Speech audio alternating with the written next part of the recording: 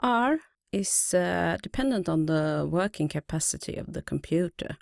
Everything that you create in R, every object, is stored in the working memory of the computer, and it's stored in what we call the workspace of R. And sometimes you need to remove objects in the workspace to get more place, or maybe they are wrong, so you need to remove them. So let's take a look at this. Here we create 3 objects in R. We create A, which is a vector with the values 1, 2, and 3. And then we have B, which is the values 1, 2, and 3 as factors. And then we have DF, which is a data frame with the first column that is the same as the vector A, and the second column is the same as the vector B. And if we want to look at what we have in our workspace in R, we could use the command ls, and then we just write the parentheses, and then we see that what we have here is A, B, and DF, as expected. If I would have done something before, maybe I could have some other objects in the workspace as well. And if I would like to remove, for example, A, I write like this, rm for remove, and then I just write the name of the object within the parentheses. So rm A, and then I remove A. And then if I want to look at if it's really removed, we could run the command ls once again.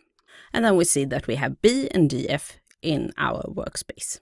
If I would like to remove all objects to be sure that I have an empty workspace, I would need to write this text, rm for remove, and then within the parentheses I need to make a list of all the objects, which I make by list equal to ls, and then within the parentheses I write all equals true.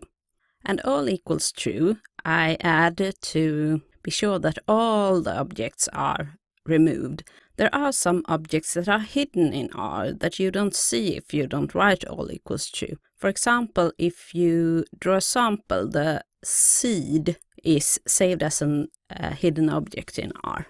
And if you do not remember this, how to remove everything in the workspace, you could do like this. First you need to be in the console, and then you choose this menu, MISC. Then here you have list objects, which is the same as ls. Try it, and then R will give you ls, and then the result here.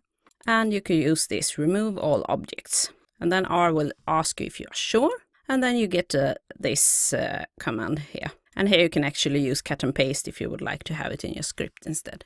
If you have many objects in your workspace in R, there is a risk that you use the wrong objects. So many R programmers, they start their script by this remove all objects to be sure that they don't have anything in the workspace that could cause errors.